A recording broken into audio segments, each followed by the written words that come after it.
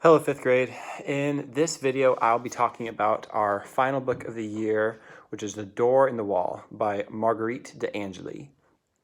Marguerite was born at the end of the 1800s. She was one of 6 children, and she would actually go on to drop out of high school to focus more on her singing ability because she was quite gifted at singing. She met a violinist and they got married when she was a little older than 20, and they went on to have 6 kids.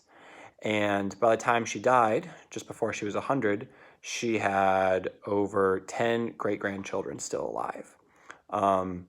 She moved away from writing and playing music to writing books and actually doing her own illustrations. She did that for most of her books, including The Door in the Wall.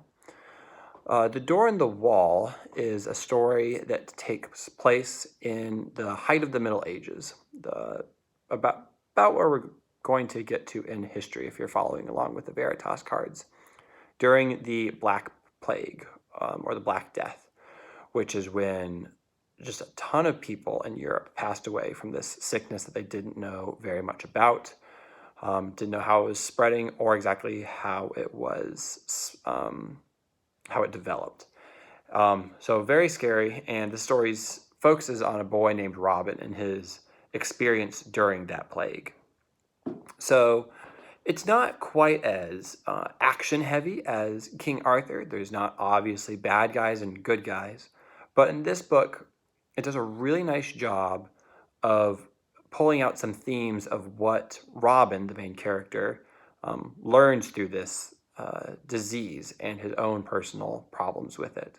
So I'm excited to see what we can pull out of this, especially considering that right now we're also in kind of an unpredictable time with the coronavirus.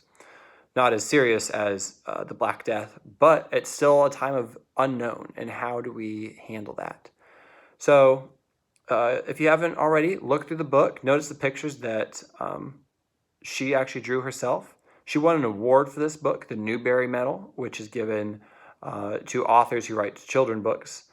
She won at least one for this. I think she won a couple more for other books as well. And as you look through, think about the title of the book, The Door in the Wall. What exactly do you think that would mean? And why do you think so? We may have a chance to discuss that some tomorrow during our Zoom call. And also, as a reminder, tomorrow I'll be talking about annotating books and what exactly that means and how we're going to be doing it with this. Okay, until then, thanks guys.